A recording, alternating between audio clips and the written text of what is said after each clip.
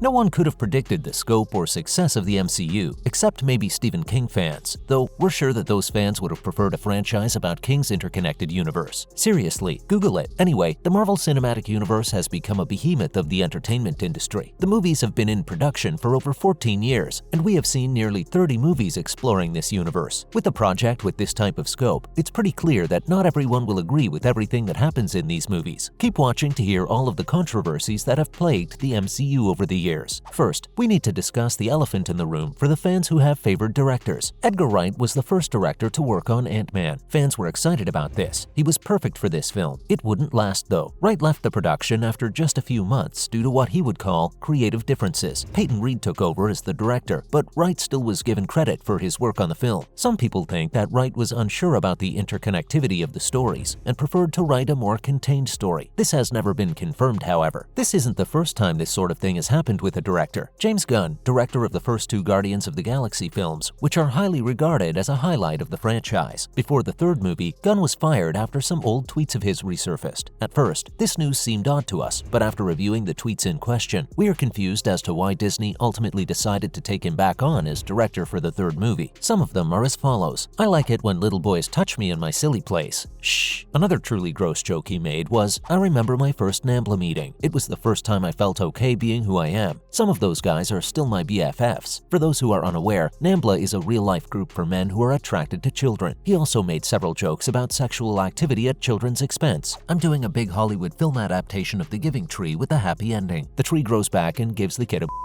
And another tweet reads, Mary Matthews just told me a story about how a monkey to completion on a kid on the set of Max Keeble's Big Move. While these are considered jokes, it's easy to see why Marvel would want to avoid this scandal, especially with Disney's reputation as being overwhelmingly child-friendly and family-friendly. Gunn was rehired and released an apology in 2018, which in part read, Many people who have followed my career know when I started, I viewed myself as a provocateur, making movies and telling jokes that were outrageous and taboo. As I have discussed publicly many times, I've developed as a person, so has my work and humor. He goes on to confirm that he never took part in the alleged illegal and disgusting activities, and that he remains wholly apologetic towards everyone he had offended and hurt. Strangely, it seemed as though the fanbase did not care about these old jokes, since it was the outrage from the fans that was responsible for his rehire. These fans said that the Guardian movies had to be made by James Gunn. It seems as though Disney had dollar signs in their eyes when they made the decision to take Gunn back. How do you feel about this? We can't help but feel a little icky about it. The next controversy we have to talk about is much less infuriating. Kamala Khan, a character that does appear in comic books, saw a change in her powers during the MCU's projects. In the comic books, her power was to enlarge herself, shapeshift, and completely shrink or grow to her needs. In this way, she was quite similar to Ant-Man. In the show Ms. Marvel, Kamala is shown having very different powers. She can now control cosmic energy and turn light into something solid. She is seen using this power to create platforms and a giant fist to fight a foe with. The MCU did address these changes. Apparently, the decision was made in the name of continuity. For an enormous franchise like the MCU, it seems odd that this would be a problem since they constantly change aspects of the comic books to serve these stories. Some fans have theorized that this change will end up making more sense when we finally see the Marvels, but others have also expressed disappointment in the apparent sanitation of this character's abilities. While changing light to a solid object is pretty cool, she had many other more impressive powers in the comic books. The MCU is often accused of sexism, and a lot of fans think that could also have something to do with this change. The next controversy revolves around the most questionable installment of the franchise so far, Avengers: Age of Ultron. The drama concerns both the story itself and some of the situations that happened during press events from the crew and cast. First, a line spoken by Tony Stark contains a rape joke. Stark's character is talking about his right to rule Asgard when he says, I will be reinstating Prima Nocta. For those who aren't aware, Prima Nocta is a term used to describe an old practice seen in medieval times, which gives any lord the right to demand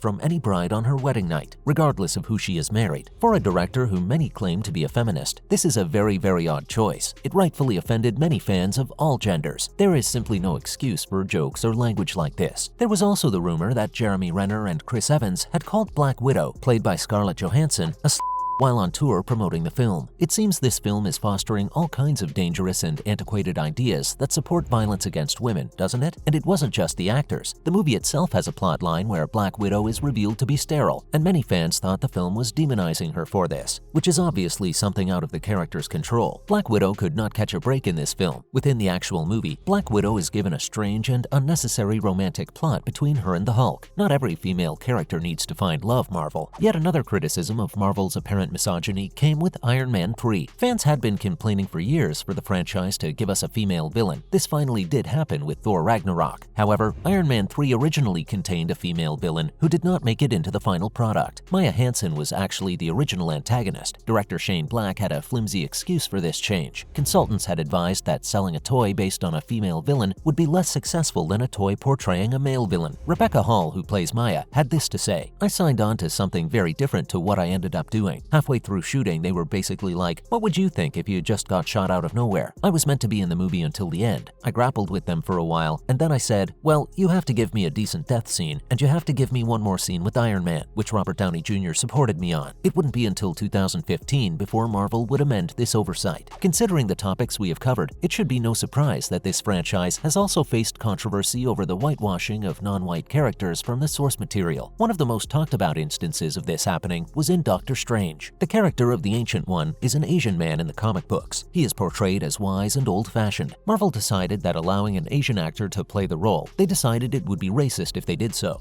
Sure. It sounds a lot like this was the exact opposite decision that should have been made to not make a racist choice. The MCU has admitted their mistake and given fans a hypothetical of how they should have handled the situation. We thought we were being so smart and so cutting edge. We're not going to do the cliche of the wizened, old, wise Asian man. But it was a wake-up call to say, well, wait a minute, is there any other way to figure it out? Is there any other way to both not fall into the cliche and cast an Asian actor? And the answer to that, of course, is yes. While the MCU seems to have been trying to avoid scandal, they took a part away from a canonically accurate actor, and that is simply not acceptable. No one wants to see their favorite characters whitewashed. Another gripe fans have with the franchise is its poor treatment and lack of queer characters. Marvel has hinted toward gay characters before, and even promised accurate and positive representation of these characters, but fans have been let down many times. Being a part of Disney, Marvel appears to be walking on a tightrope regarding these problems. They are apparently bowing to pressure from less tolerant countries and cutting gay characters and scenes from their films for international releases. And it's not like they have substantial representation in the first place. They promise to be inclusive, but each time the characters in question are given extremely short cameos, are not taken seriously by other characters, or the films fall victim to queerbaiting. Even considering the other countries that historically do not want to see these types of characters, how will anyone learn better if huge projects like these feed into the same old stereotypes? It's 2022, and this behavior is not only unacceptable, it's clearly homophobic. Well, this was a heavy episode for sure. What do you think of these controversies? With such a diverse fan base of the original comics, it's sad and disappointing to see these instances of sexism, racism, and homophobia. What are your thoughts? If you are a fan and a part of one of these marginalized groups, how do you feel about these controversies? We would love to keep this conversation going, and we want to know what you think. And of course, don't forget to like and subscribe.